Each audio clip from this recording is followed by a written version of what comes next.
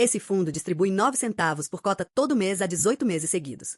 Um valor que os cotistas já tratam como certo, como se fosse salário. Só que em junho de 2026 apareceu um número no relatório que muda a leitura de tudo. O resultado de verdade que o fundo gerou naquele mês, o chamado recorrente estrutural, foi de apenas 6,2 centavos por cota. E a própria gestão revisou esse patamar para baixo. Ou seja, o fundo está distribuindo bem mais do que gera hoje. A pergunta que fica no ar é direta. Esse dividendo de 9 centavos está em risco de ser cortado? Hoje a gente destrincha o RBVA11 do começo, para só no final responder isso com calma. Primeiro, o básico, porque muda tudo que vem depois. O RBVA11 é um fundo imobiliário do tipo tijolo, traduzindo. Ele não empresta dinheiro nem compra papel de crédito. Ele é dono de imóveis físicos de verdade e vive do aluguel que eles pagam. Só que aqui não é galpão de logística, nem laje de escritório, nem shopping. O que esse fundo tem são lojas de rua e agências bancárias, o chamado varejo de rua. São aqueles pontos comerciais que você vê na esquina. A agência do banco, a loja da faculdade, o supermercado de bairro.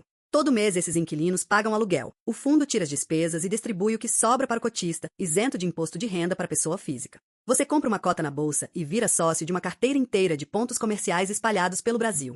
Agora, o que tem dentro dele? São 74 imóveis, espalhados por 8 estados, alugados para 28 locatários diferentes. Somando tudo, dão 305 mil metros quadrados de área para alugar. 2 números mostram a saúde dessa carteira. O primeiro é a vacância física, ou seja, quanto de imóvel está vazio sem pagar aluguel. No RBVA11 ela está em 6,9%. É aceitável para o segmento de varejo de rua, mas não é baixa. O segundo número é o prazo médio que ainda falta nos contratos, o que o mercado chama de WAULT 6,5 anos. Ou seja, na média, o aluguel já está contratado e garantido por mais de 6 anos para frente.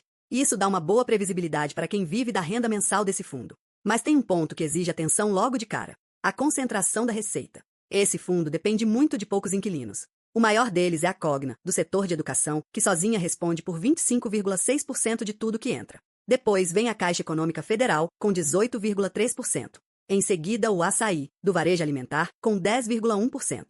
E o Santander, com 8,7%. Quando você junta só os bancos, Caixa mais Santander, chega a 29,7% da receita vindo do setor bancário.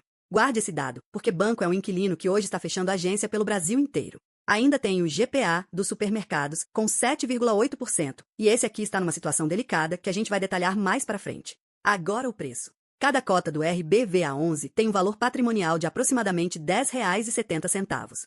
Esse é o preço de tudo que o fundo possui, os 74 imóveis, dividido pelo número de cotas.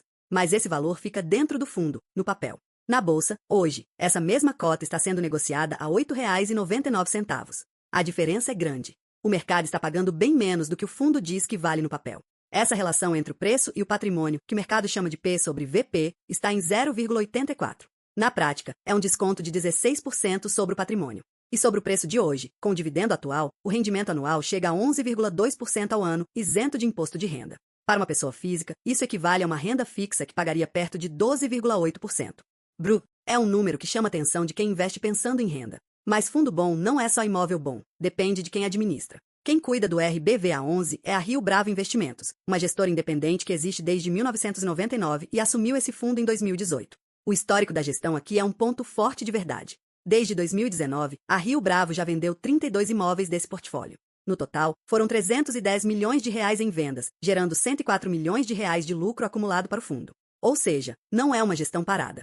Ela compra, reforma, negocia contrato e vende imóvel quando o preço faz sentido, girando a carteira em favor do cotista. Esse histórico de vender bem é uma parte importante da tese, e a gente já vai entender por quê. Agora, a parte que separa a análise séria da propaganda, os riscos. E aqui são 3. O primeiro é o GPA dos supermercados, que responde por 7,8% da receita e está em recuperação extrajudicial. A boa notícia é que o acordo já foi assinado, só falta a homologação na justiça.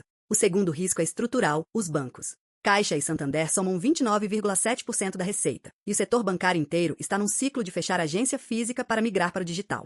Isso pode virar vacância lá na frente. O terceiro ponto é a alavancagem. O fundo tem dívidas que representam 10,8% do patrimônio. A parte boa é que essas dívidas estão casadas com os aluguéis do GPA, corrigidas pelo mesmo índice, o IPCA. Ou seja, receita e dívida se movem juntas, o que reduz o risco. E agora chegamos no coração do vídeo. O que aconteceu em junho? Para entender junho, primeiro precisamos falar de maio, porque maio enganou muita gente. Em maio de 2026, o fundo mostrou um resultado de 11 centavos por cota, um número forte, acima do dividendo. Só que esse resultado estava inflado. Ele veio inchado por uma multa que o Santander pagou, de R$ 5.900.000, por ter saído de um contrato antes da hora. Isso é dinheiro de uma vez só, que não se repete no mês seguinte. Foi por isso que a receita de maio saltou para R$ 19.040.000. Quando essa multa sai da conta, o quadro real aparece. Em junho, sem esse dinheiro extra, a receita imobiliária voltou para R$ 14.630.000. Junho é o mês limpo, o mês que mostra o que o fundo realmente gera no dia a dia. E o que junho revelou foi um número mais baixo do que o mercado esperava. O resultado recorrente estrutural, aquele que sobra de verdade todo mês, ficou em 6,2 centavos por cota. E aqui está o ponto central. A própria gestão revisou esse patamar para baixo. Antes, o mercado trabalhava com uma expectativa de 7,5 centavos de recorrente. Agora o número de referência caiu. Enquanto isso, o fundo continua distribuindo 9 centavos por cota, faça a conta. Distribuir 9 sobre gerar 6,2 significa pagar 45% a mais do que o fundo produz. Esse buraco, de quase 3 centavos por cota todo mês, precisa sair de algum lugar. E o lugar é a reserva de resultados. Só que essa reserva é magrinha. São apenas 2,9 centavos por cota guardados. Na prática, é um colchão de mais ou menos um mês. Se nada mudar, esse é o tempo que o dividendo atual se sustenta sem cortar. Mas antes de decretar o corte, tem o outro lado da moeda. Os vetores de recuperação. E aqui a gestão já está agindo. Em junho, o fundo fechou 2 contratos novos de 5 anos com a M3 Sotorage, em Santos e no Bom Retiro, em São Paulo. São metros quadrados que estavam vazios e agora voltaram a gerar receita. Além disso, renovou o contrato com a Caixa até agosto de 2030, travando uma receita importante por mais anos. E tem 8 imóveis em diferentes estágios de comercialização ou seja, negociações em andamento para preencher os espaços vazios. Se essas vacâncias forem preenchidas, o próprio fundo estima que o recorrente pode subir de volta para 7,5 centavos por cota. Nesse cenário, o dividendo de 9 centavos fica bem mais confortável. A conta só fecha se a gestão entregar essas locações. E aí a gente volta para aquele histórico de vender e alugar bem que falei lá atrás. Então, juntando tudo, qual é a leitura? O RBVA11 é um fundo de tijolo com uma carteira pulverizada em 74 imóveis, contratos longos de mais de 6 anos e uma gestora ativa que sabe girar imóvel. Está sendo negociado com 16% de desconto sobre o patrimônio e paga 11,2% ao ano isento. O ponto que exige disciplina é claro. O fundo distribui 9 centavos, mas gera 6,2 de recorrente e a reserva cobre só mais ou menos um mês. Se as locações novas vingarem, a conta fecha. Se demorarem, um ajuste no dividendo entra no radar. No nosso comparativo de fundos de renda urbana, ele fica em segundo lugar de 5, atrás do HGRU11 e na frente do CXAG11 e do BBRC11. A nossa nota para o fundo é 6,8, com recomendação de acumular. É um fundo bom, comprado com desconto, mas que agora exige acompanhar o dividendo mês a mês. Isso aqui não é recomendação de investimento, a decisão é sempre sua. A análise completa está no Rico aos Poucos.